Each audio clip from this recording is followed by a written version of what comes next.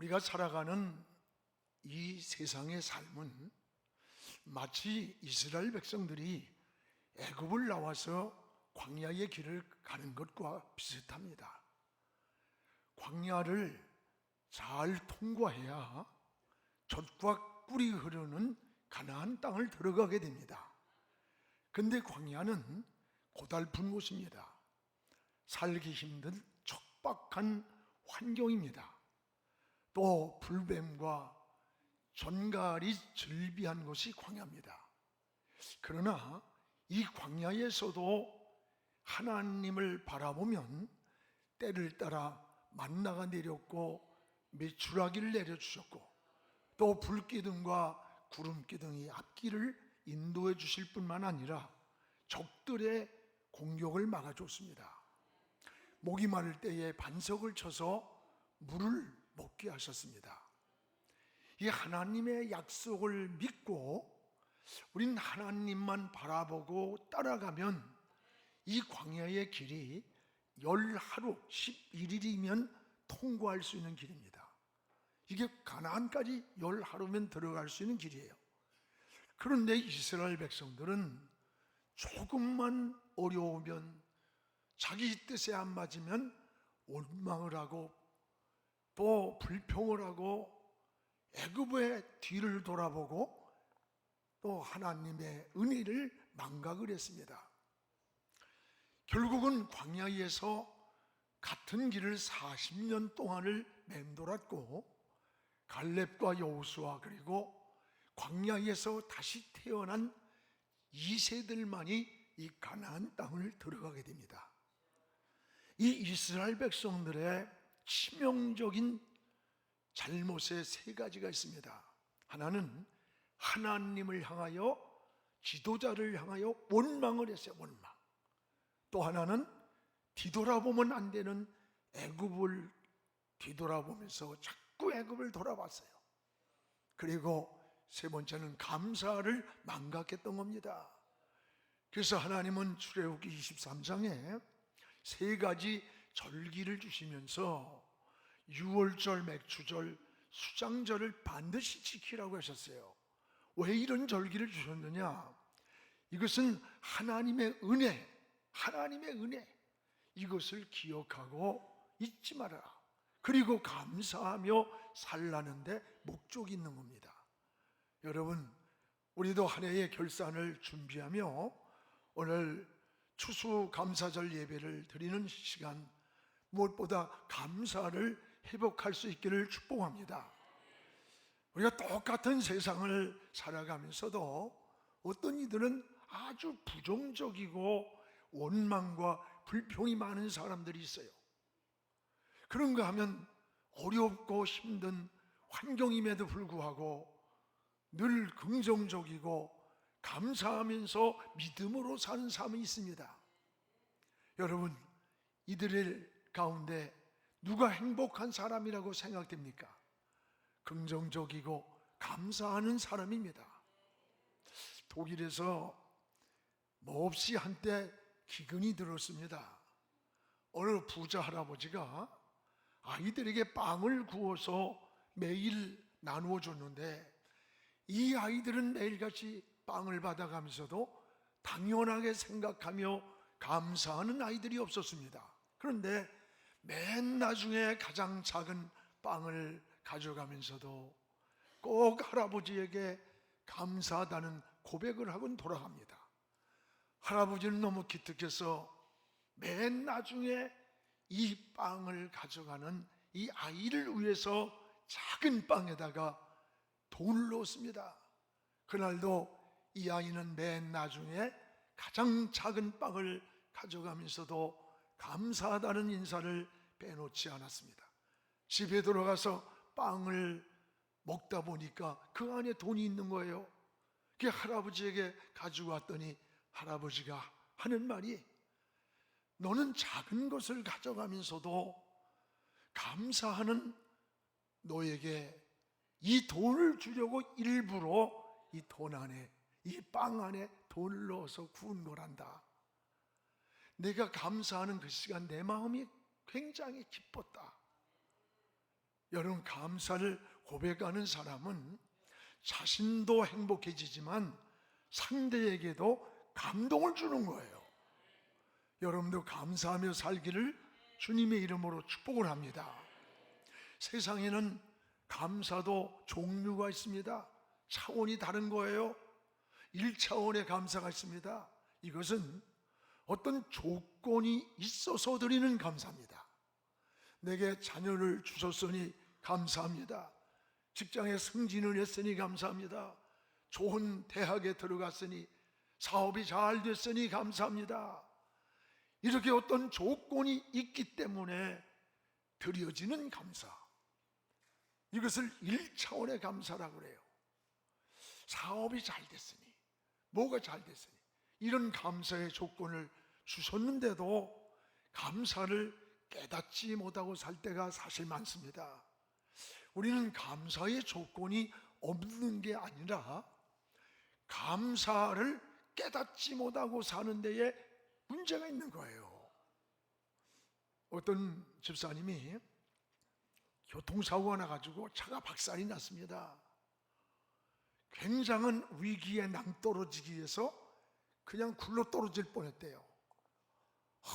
기적같이 하나님이 살려줬다고, 너무 감사하다고 막 눈물을 흘리며 간증을 해요.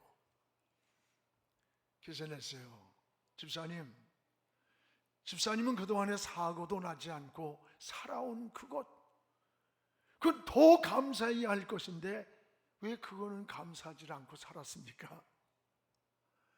여러분, 중병이 걸렸다가 치료가 되었을 때 눈물로 감사를 합니다. 그러나 감기도 걸리지 않고 살아온 것은 더 감사해야 되잖아. 그런데 오히려 감사를 망각하고 사는 게 우리의 현주소입니다. 그래서 시편의 다윗은 이렇게 우리를 향해 말씀합니다. 시편 50편 23절에 감사로 제사를 드리는 자가 나를 영화롭게 한다. 감사로 기도하고 감사로 예배드리고 감사로 고백하고 감사의 삶을 살아가는 그런 사람이 하나님을 기쁘게 하며 영화롭게 하며 하나님의 영광을 돌린다는 거예요. 그렇습니다. 또 하나는 2차원의 감사가 있습니다. 이것은 역경 속에서 드리는 감사입니다. 무엇임에도 불구하고 감사합니다. 오늘 내가 실패했음에도 불구하고, 시험에 떨어졌음에도 불구하고, 지금 내가 병들어 있음에도 불구하고 다시 나를 회복해 주실 저 하나님을 바라보면서 믿음으로 하나님께 감사를 고백하는 거예요. 사람이 1차원에서 어떤 조건 때문에 감사하면서 1차원의 감사에 멈추면 굉장히 이 사람은 위험한 신앙입니다. 왜냐하면 그 감사의 조건이 떠날 때, 내가 병들었을 때, 어떤 사업이 잘 안 될 때, 실패했을 때 그 감사는 원망으로 무섭게 돌변해 버리는 거예요. 그래서 사도 바울은 범사에 감사하라. 범사가 뭐예요? 잘 될 때만이 아니에요. 안 될 때에도, 건강할 때만이 아니라 병들었을 때에도 감사하라는 거예요. 그러나 또 하나 3차원의 감사가 있습니다. 이 3차원의 감사는 이 땅에 사는 동안에 모든 소망이 끊어지고 이 땅에서 더 이상 기대할 것이 없는 그때에도 감사할 수 있는 것, 이게 3차원의 감사라고 그래요. 여러분, 성도는 이 세상을 떠나는 죽음이 다가오는 그 시간 앞에서도 하나님을 바라보면서 감사하며 천국으로 가는 게 성도의 삶이에요. 계시록 21장 3절 4절에 보면 천국은 하나님과 함께 영원히 사는 곳이 천국이라고 했습니다. 그리고 4절에는 하나님이 우리 인간의 모든 눈물을 눈에서 닦아주시니 다시는 사망이 없고 애통하는 것이나 곡하는 것이나 다시 아프지 않는 곳이라, 이런 것들이 다 지나간 곳이라 그랬어요. 우리가 이 세상에 사는 동안은 슬픔도 있습니다. 질병도 있습니다. 아픔도 있고 이별도 슬픔도 있지만 천국은 이런 곳에 다 지나간 우리 하나님과 영원히 함께 사는 곳이 천국이라는 거예요. 원래 이 천국을 바라보면서 우린 마지막 이 세상이 끝나는 날에도 감사하면서 하나님께로 가는 거예요. 그 사람이 임종이 올 때 보면요, 평소는 몰라요. 사람이 병으로 돌아가시다 보면 그 고통이 많이 와요, 굉장히. 그러나 마지막 숨이 멈추려는 그 순간에 보면 평안합니다. 왜 그러냐? 그 영혼을 천군 천사가 영혼을 데리러 오는 거예요. 근데 불신자들의 여러분 가족 식구들 보세요. 그 마지막 순간에 얼굴이 새카마지고 막 사슬을 뒤들고 이를 팍팍 깎고 뽀동뽀동합니다. 그 순간에 눈이 열려서 악마가 자기를 잡으러 오는 게 보인다는 거예요. 그래서 여러분, 노잣돈 준다고 장례식 때 돈 주지만 가져갑니까? 오늘 말씀에 나오는 이 욥이 바로 3차원의 감사를 드린 사람이에요. 욥은 재산을 다 잃었습니다. 자식을 잃었습니다. 자신의 몸도 악창이 나가지고 병들었어요. 이 땅에서 아무것도 바라볼 수 없는 이런 환경 속에서 그는 하나님의 주권이, 내 모든 생사와 복의 주권이 하나님께 있음을 고백을 하면서 어리석게 하나님을 원망하지 않고 오히려 하나님께 감사를 고백을 했습니다.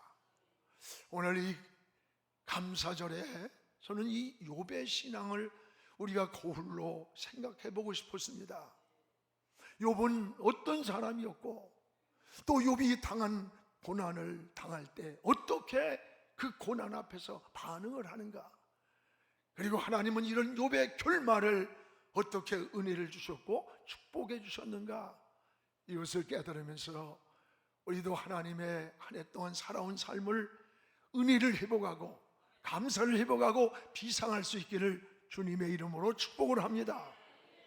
무엇보다 욥은, 따라합시다, 하나님이 인정한 사람. 욥은 하나님이 인정한 사람이었습니다. 오늘 욥기서 1장 8절을 우리 함께 말씀을 봉독하겠습니다. 여호와께서 사단에게 이르시되 네가 내 종 욥을 주의하여 보았느냐? 그와 같이 하나는 온전하고, 두 번째 정직하여, 세 번째 하나님을 경외하며, 네 번째 악에서 떠난 자는 세상에 없느니라. 하나님이 욥을 인정하는 거예요. 욥을 향해 온전한 사람, 정직한 사람, 하나님을 경외하는 사람, 그리고 악에서 떠난 사람인데 이 세상에 욥 같은 사람이 없다는 거예요. 여기에 온전한 사람이라, 온전함이란 흠이 없고 바르다는 뜻이에요. 하나님은 죄악으로 관영하던 노아 시대에 노아를 통해서 구원의 방주를 이루시면서 노아를 이렇게 칭찬합니다. 이 시대에 온전한 사람이라, 노아를 향해 이렇게 말씀했듯이 욥을 향해서도 온전한 사람이라고 인정을 했습니다. 또 하나는 정직한 사람이라고 하셨습니다. 여러분, 정직함이란 곧고 똑바로 가는 사람, 좌우로 치우치지 않고 그 생각과 행동이 하나님의 기준에서 벗어나지 않은 사람, 이걸 정직한 사람이라는 거예요. 왜냐하면 욥이 바로 그런 사람이라고 인정을 받았어요. 또 하나는 하나님을 경외하는 사람이라고 했습니다. 경외함이란 하나님을 잘 섬기는 사람, 믿음으로 사는 사람, 여러분 신앙의 경건함을 가진 사람을 말하는 거예요. 그 다음은 악에서 떠난 사람이 욥이라는 거예요. 악에서 떠났다는 말은 구별되게 산다고 하는 거예요. 욥은 우수라는 우상 숭배가 성행했던 이방 땅에서 살았습니다. 그곳에서 온갖 핍박과 공격을 받았어요. 사단에게 무서운 시련을 당했습니다. 그럼에도 불구하고 그러한 환경에서 영적으로나 도덕적으로나 악을 멀리하고 신앙을 지키고 믿음을 지킨 경건함을 지킨 사람이 욥이라는 거예요. 그래서 하나님은 이 세상에서 욥과 같은 사람이 없다고 했어요. 욥과 같은 사람이. 문제는 이렇게 믿음으로 살고 의롭게 살았는데 인정받은 욥이 상상할 수 없는 고난과 환난과 시련을 만났습니다. 여러분, 사실 우리가 죄를 짓고 잘못했을 때에 고난이 다가오면 야, 내가 죄값이지 그러면서 회개를 합니다. 여러분이 어려운 문제가 위기가 올 때 어떻게 해요?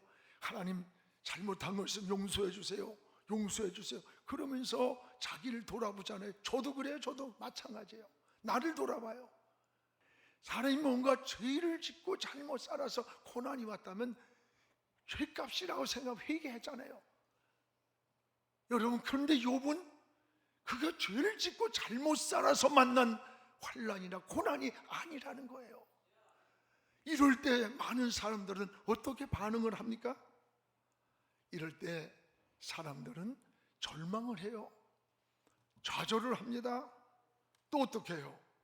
여러분, 원망을 하면서 막 돌변하는 거예요, 삶이. 오늘 여기 15절에서 19절에 보면 욥이 만난 고난이 어떤 것인가 상상할 수 없는 것을 보게 돼요.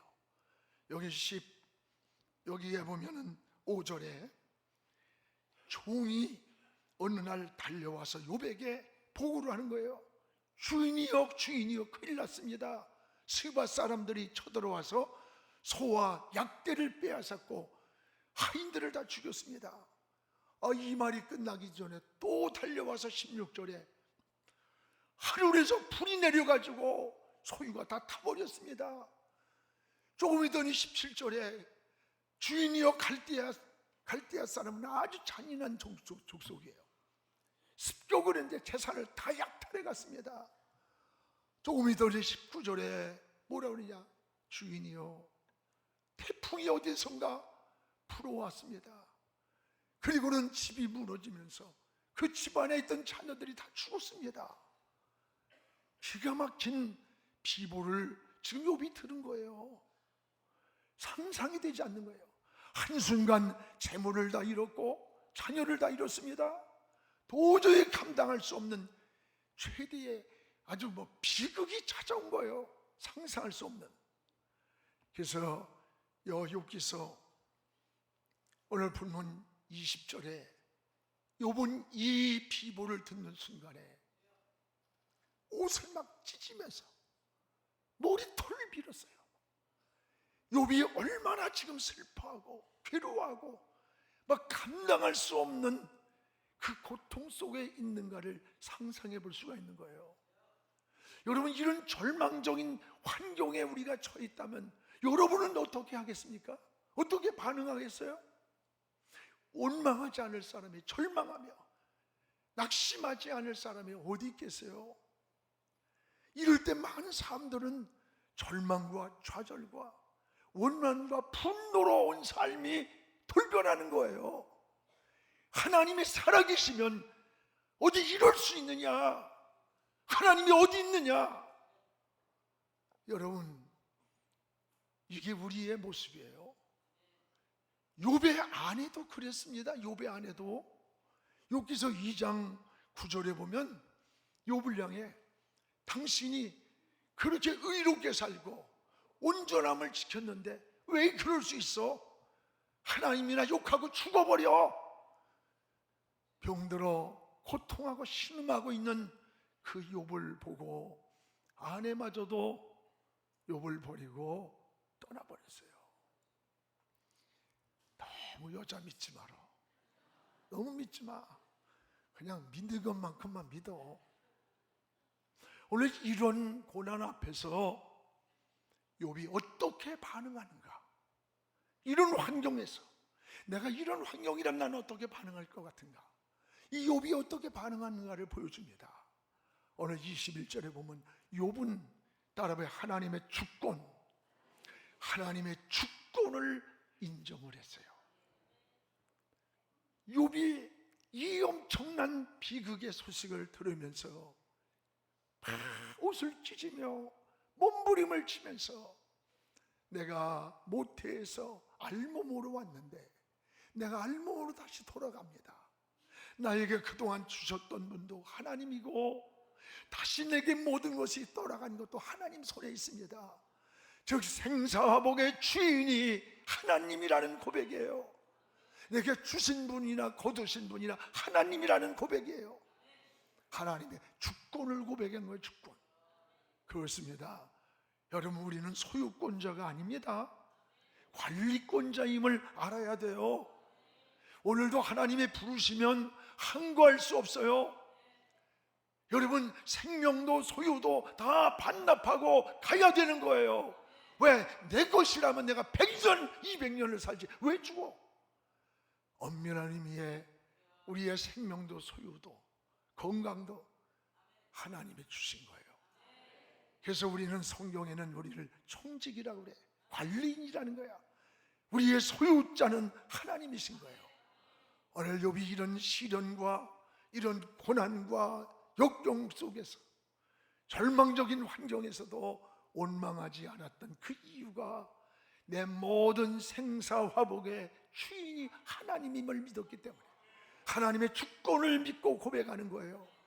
또 하나는 22절에 욥은 어리석게 이런 환경에서도 원망하지 않았다는 거예요. 22절을 우리가 같이 읽겠습니다. 이 모든 일에 욥이 범죄하지 아니하고 하나님을 향하여 원망하지 아니하니라. 이 모든 일이 뭐예요? 재산이 약탈당하고 자식이 죽고 지금 자기 몸에 악창이 나 있는 이런 현실에서도 이 모든 일에 하나님 앞에 죄를 짓지 않고 원망하거나 불신하지 않고 오히려 하나님께 감사하며 찬양을 했다는 거예요. 이게 오늘 욥의 신앙을 보여주는 겁니다. 오늘 여러분, 우리가 고난을 당하고 시련을 당한다고 해도 욥과 같지는 않잖아요. 선교사님이 안식년이 되어서 본국에를 돌아갔습니다. 그런데 비보를 받았어요. 자녀가 보트를 타다가 뒤집어져 가지고 죽었다고 하는 연락을 받은 거예요. 근데 바로 그날 자기 부인이 사고로 또 죽었어요. 갑작스럽게 자식과 아내를 잃었습니다. 두 시신을 놓고 장례를 치러야 되는 거예요. 장례를 집례하는 목사님이 도저히 위로할 수 있는 말이 없는 거예요. 도저히 위로할 수가 없는 거예요. 그래서 그는 선교사님에게 이렇게 물었습니다. 선교사님, 지금 당신이 처한 환경과 조건은 하나님을 몹시 원망하고 하나님을 버리고 떠나갈 수 있습니다. 아니, 오히려 하나님께로 더 가까이, 더 하나님의 품으로 나아갈 수도 있습니다. 선교사님, 어느 것을 선택하겠습니까? 선교사님은 눈물을 흘리면서 나는 하나님을 더 사랑하겠습니다. 그리고 하나님께로 더 가까이 나아가겠습니다 라고 눈물로 하나님께 고백을 드렸습니다. 바로 욥이 당한 모습이 욥의 이런 모습이에요. 하나님은 이런 욥의 결말, 그 결말을 어떻게 축복해 주셨는가를, 어떻게 은혜를 주셨는가를 우리에게 보여줍니다. 오늘 42장 10절에 보면 욥이 잃었던 모든 것에 갑절을 주셨다 그랬어요. 여기 10절에 보면 여호와께서 욥에게 이전 모든 소유보다 갑절이나 주신지라. 이런 모든 소유보다 갑절이나 주신지라. 하나님은 훗날에 잃었던 모든 것에 2배의 축복을 줬다는 거예요. 200은 숫자가 아니에요. 욥에게 줄 수 있는 모든 은혜를, 모든 복을 그에게 다 주었다는 거예요. 그래서 욥은 실패했던 쓴 기억들이 마치 과거가 흘러간 물처럼 기억도 나지 않도록 욥의 환경까지도 치료해 주셨던 거예요. 또 하나, 욥이 노년에 맞이한 은혜와 축복을 소개합니다.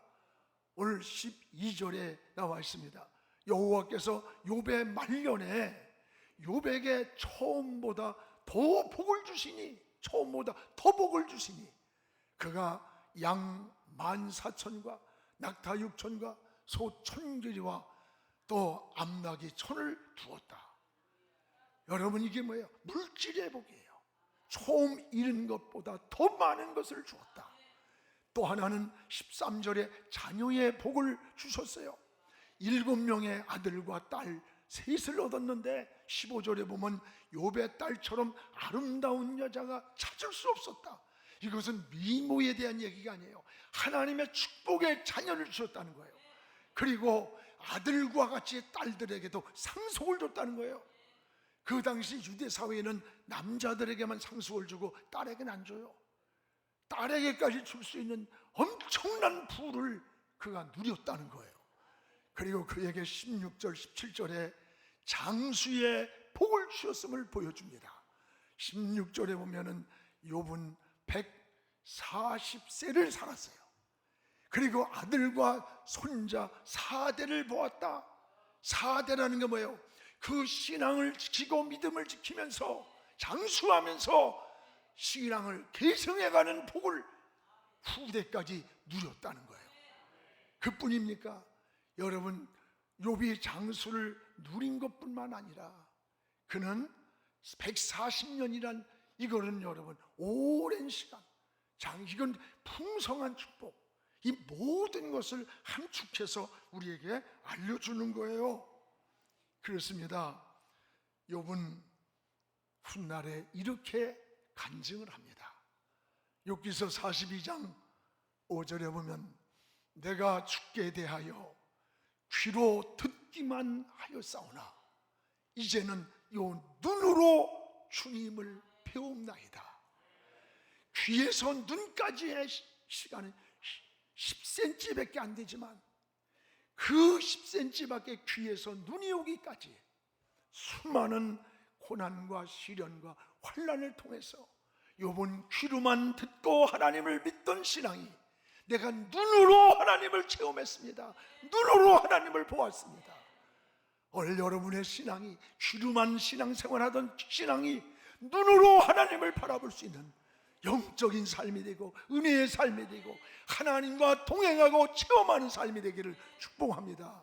사랑하는 성도 여러분, 오늘 고난 속에서도 변함없이 하나님을 사랑하고 감사하는 이 욥의 신앙을 보았습니다.